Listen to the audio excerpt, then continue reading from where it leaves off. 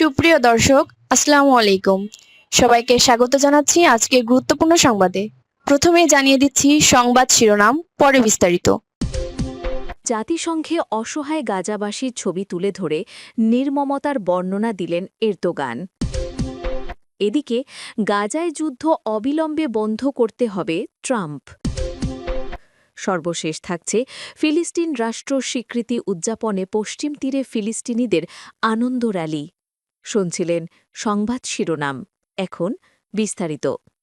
তবে তার আগে আমাদের চ্যানেলটি সাবস্ক্রাইব করে রাখুন, যাতে পরবর্তী আপডেট খবর সবার আগে আপনার কাছে পৌঁছে যায়।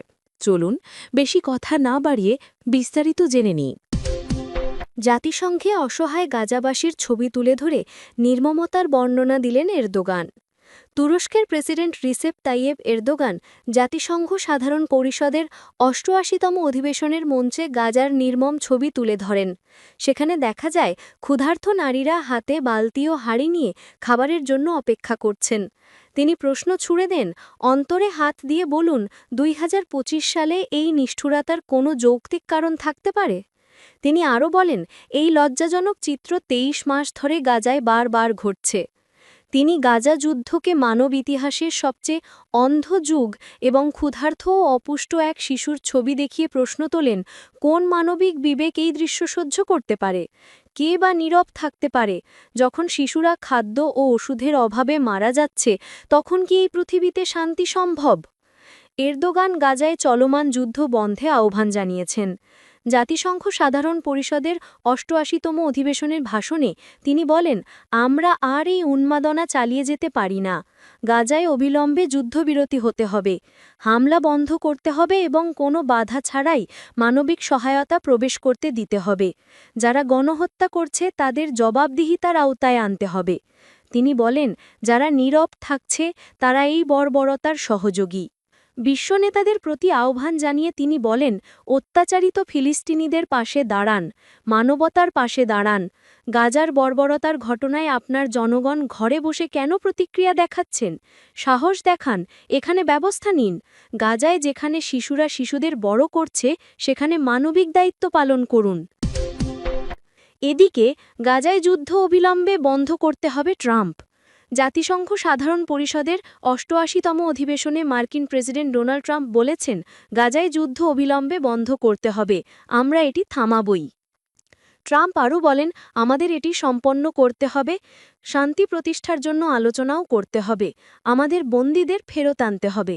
তিনি উল্লেখ করেছেন, গাজায় যুদ্ধের কারণে ইতিমধ্যে ৬৫,০০০-এরও বেশি ফিলিস্তিনি মারা গেছেন। ট্রাম্প আরও যুক্তি দিয়েছেন যে হামাস বারবার শান্তির প্রস্তাব প্রত্যাখ্যান করে বারবার অভিযোগ করেছে যে ইসরায়েলি যুদ্ধবিরতি চুক্তি বাস্তবায়নে বাধা দিচ্ছে। যুক্তরাষ্ট্রের প্রেসিডেন্ট আরও দাবি করেছেন, সাম্প্রতিক কয়েকটি পশ্চিমা দেশের ফিলিস্তিনকে রাষ্ট্র হিসাবে স্বীকৃতি দেওয়াকে তিনি হামাসকে পুরস্কার হিসাবে দেখছেন। ফিলিস্তিন রাষ্ট্র স্বীকৃতি উদযাপনে পশ্চিম তীরে ফিলিস্তিনিদের আনন্দ র্যালি। ফিলিস্তিন রাষ্ট্র স্বীকৃতি উদযাপনে পশ্চিম তীরে ফিলিস্তিনিদের আনন্দ র্যালিতে যুক্তরাজ্য সহ ডজনখানেক পশ্চিমা দেশগুলোর পক্ষ থেকে ফিলিস্তিন রাষ্ট্রকে স্বীকৃতি দেওয়ার ঢেউয়ে উল্লাসে মেতে ওঠেন পশ্চিম তীরের ফিলিস্তিনিরা। মঙ্গলবার ২৩শে সেপ্টেম্বর এক প্রতিবেদনে খবর দিয়েছে টাইমস অফ ইন্ডিয়া। রামমালহার কেন্দ্রীয় স্কোয়ারে জাতীয়তাবাদী স্লোগানে মুখরিত হয়ে ওঠে পরিবেশ। সেখানে শতাধিক মানুষ ফিলিস্তিনীয় ও ইউরোপীয় দেশগুলোর পতাকা হাতে সমবেত হন। অনেকের হাতেই ছিল স্টপ দ্য জেনোসাইড লেখা পোস্টার এবং ফিলিস্তিনি অথরিটির প্রেসিডেন্ট মাহমুদ আব্বাসের ছবি। ফাতাহ রাজনৈতিক দল ও ফিলিস্তিনি কর্তৃপক্ষের শীর্ষ নেতারা এই সময় উপস্থিত হয়ে হাত মেলান ও শুভেচ্ছা বিনিময় করেন। ফাতাহের কেন্দ্রীয় কমিটির মহাসচিব জিবরিল রজৌব এএফপিকে বলেন, এই স্বীকৃতি একটি প্রক্রিয়ার প্রথম ধাপ। আমরা আশা করি এটি চলতে থাকবে। এটি আমাদের জনগণের শতবর্ষের প্রতিরোধের আর দৃঢ়তার ফল।